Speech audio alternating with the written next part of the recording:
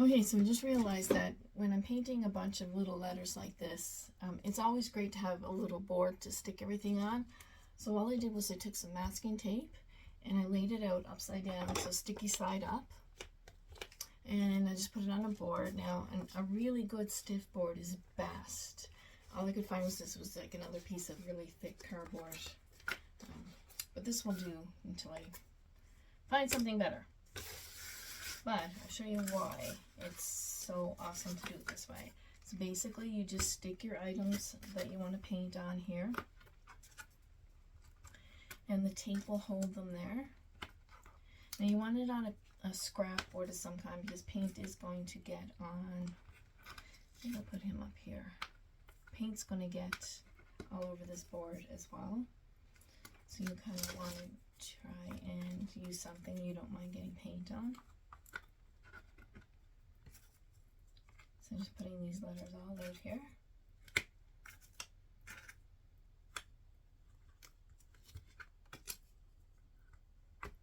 So now that they're stuck, they're on there, they're stuck, they're not going to move.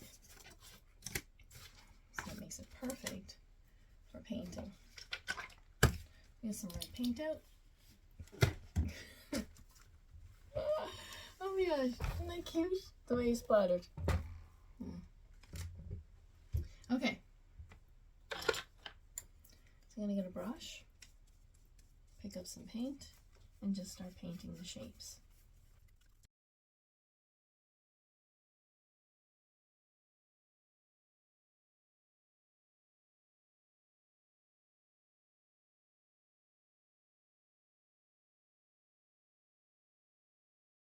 I'm going to move on you, and I'm going to set the next set of not letters, words. So the next set of words are going to go up. And put them together like that, and then these go down here. All right, so now I want to color these letters pink, but the paint that I'm using doesn't have a Valentine kind of pink. It has a beautiful vintage pink, but it's not a Valentine, what I would think of a Valentine pink. So I'm going to mix my colors. What I want is a deeper version of this pink. So I find if I just take this pink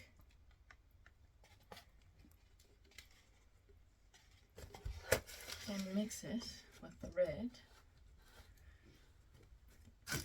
and just keep adding little bits of the red until I get the color that I'm looking for. I'm going to pick up some red, maybe a little bit more, and I'm just going to mix it.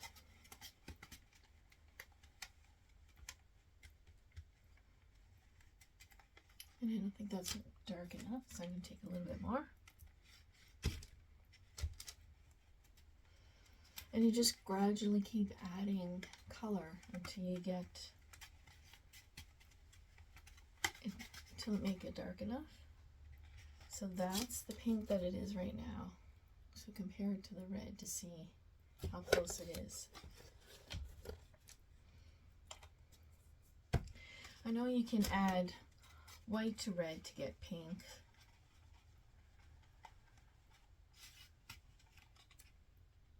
I like it this way.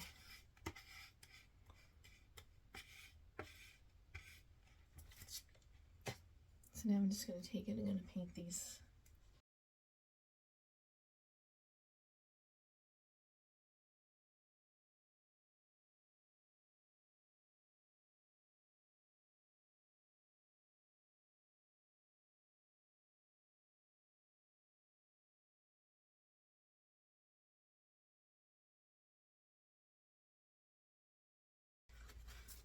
Now to do a plaid, you're going to need a little bit of paint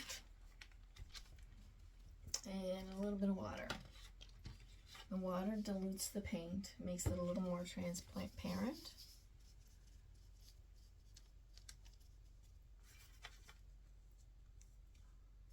That's kind of what you want with a buffalo check, is horizontal and vertical stripes that are a little transparent, and so when they overlap, you can see that overlap. It's hard to tell. I forgot to bring some paper with me to test it out on some paper to give you a better idea. It's always good to test it on paper. It'll give you a better idea of the transparency. So let's see. I have my sketchbook here. Just find a blank page.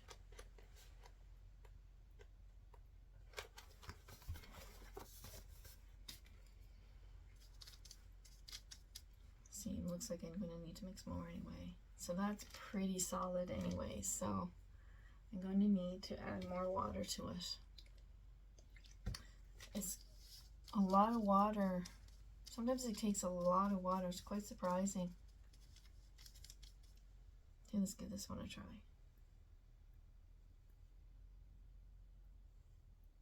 I think that might be better.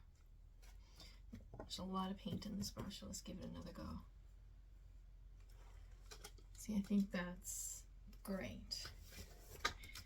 Right, so, and then you're trying to find some straight lines. So one of the ones I know is this here part, the dip in the heart and the pink are lined up. So if I try to keep my brush,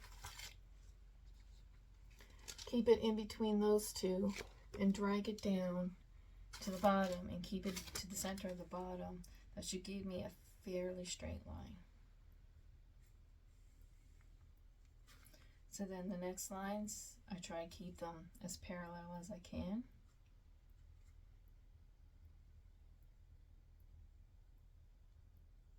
Like that.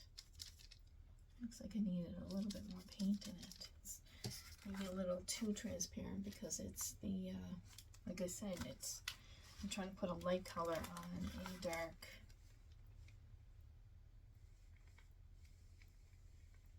A light transparent color on a dark color.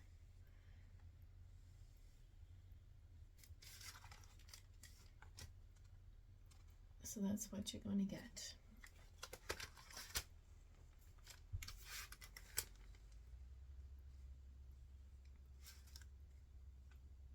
Trying to pick up the little pools of paint as well, because where you add water to the paint, it pools.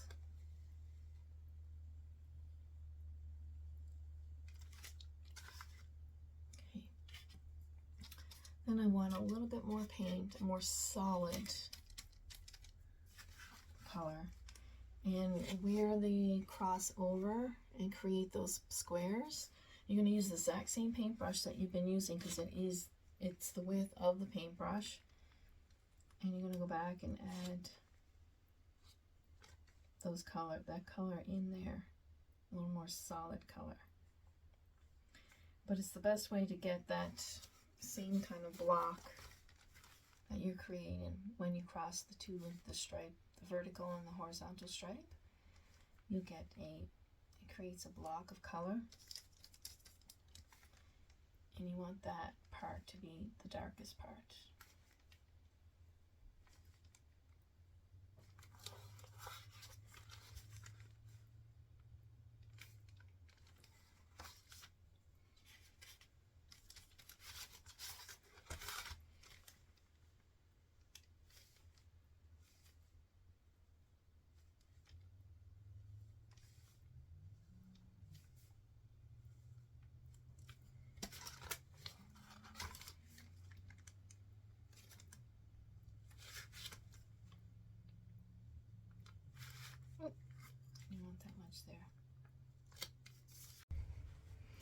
Okay, so it looks like my letters are dry now, and I can start gluing them onto my base.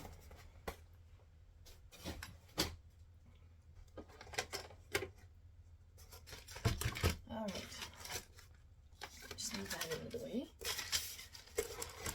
So, where's my pencil? I have brown colored chalk. Usually I recommend using chalk for this step because chalk just wipes off really easily. Okay, so The next thing I want to do is kind of find the straight lines on this, so when you're hanging your sign, everything is hanging nice and straight. So how am I going to find a straight line on this circle? Well, I look for these two things. So these are lined up. These are straight. So once you put the hangers, the rope through this and hang it, it's going to hang straight from here. So I create my lines based on these two little hooks. So I line it up where this hook meets the side of the board here, and where this hook meets the side of this board, and this is where my straight line is. A pencil here. And I'm going to lightly, very lightly draw a pencil line.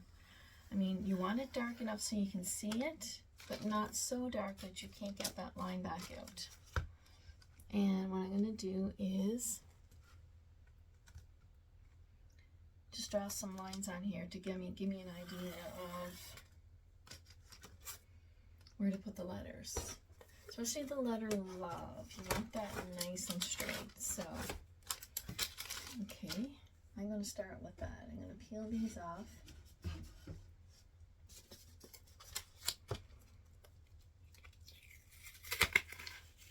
Like that. Take them off. And there's no paint on my hand. I was going to say no black paint, but I did somehow get some black paint on my fingers. It certainly isn't caked on like it normally would be from trying to hold these letters. Just carefully pluck the letters off. And we can start arranging them. So I know that love is going to be somewhere around here. So what I want to try and do is make sure that the space from here and the space from here is about the same. You can measure all this up if you like. I like just kind of free-handing it. So it's L-O-V-E. And take my heart and put it on there. Oh, looks like I got some paint on it.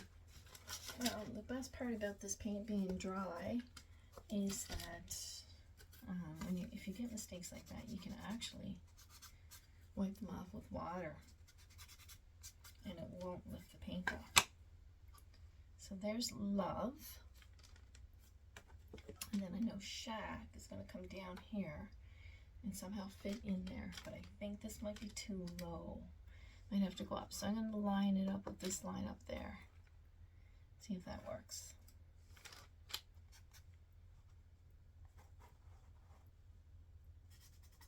Kind of bring that in a little bit. Like that. Okay, so I'm lining up these letters. The top of these letters are touching the lines that I just made with the, I'm getting paint everywhere. Okay.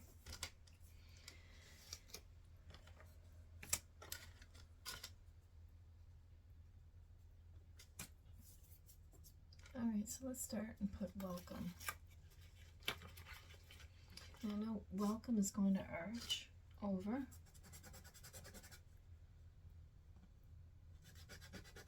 I should have made sure the pink was dry because apparently I'm getting pink everywhere.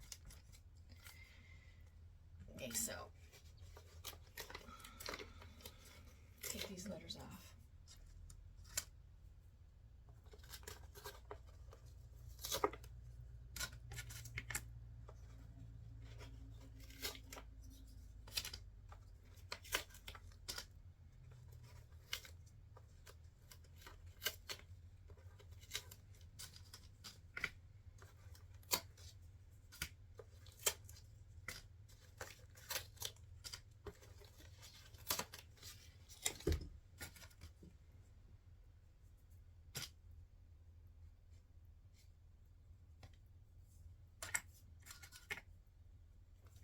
And I'm going to start. So I figured probably about a finger's width away to line them up.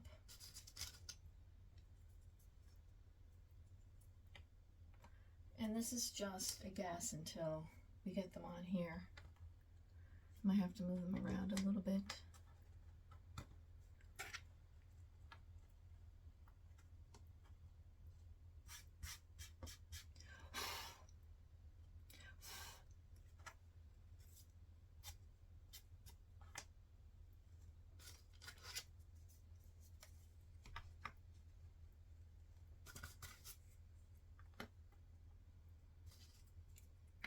So as you can see, it's really out. You can look at it there. I'm going to take my ruler, kind of line up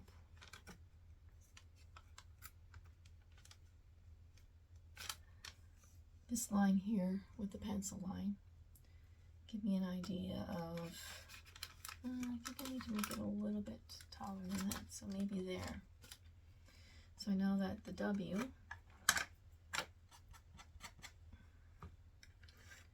should start here and the E should end around there. So,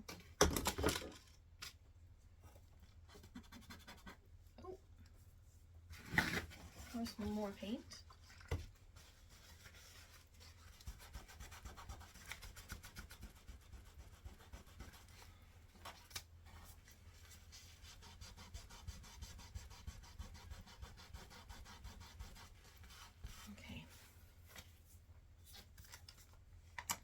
So the corner of the W is here, and the edge and the corner of the E is here. And if I put it about finger length away, I'm looking at about there. So the M and the O and the C, they all move down and up a little.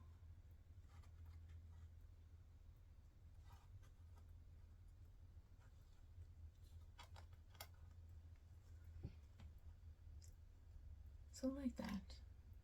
And as you can see, the letters have a bit of a slant on them to help navigate around that turn. Give you that more of a loopy. So that looks better. So then you've got welcome, and then to the, and Love Shack. Again, so the letters, if you want to take another look at it, it looks like these can come down just a little bit more. These letters can come up a little bit. Oh, that wasn't dry. Probably about to here.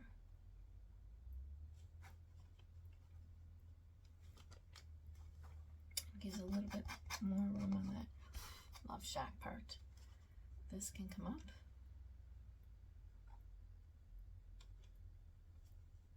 So then we have into the on there.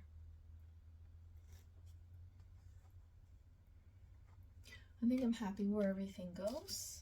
Then I've got a couple of the hearts that I can glue on in random places. So I think I'm going to leave the big one here and that one.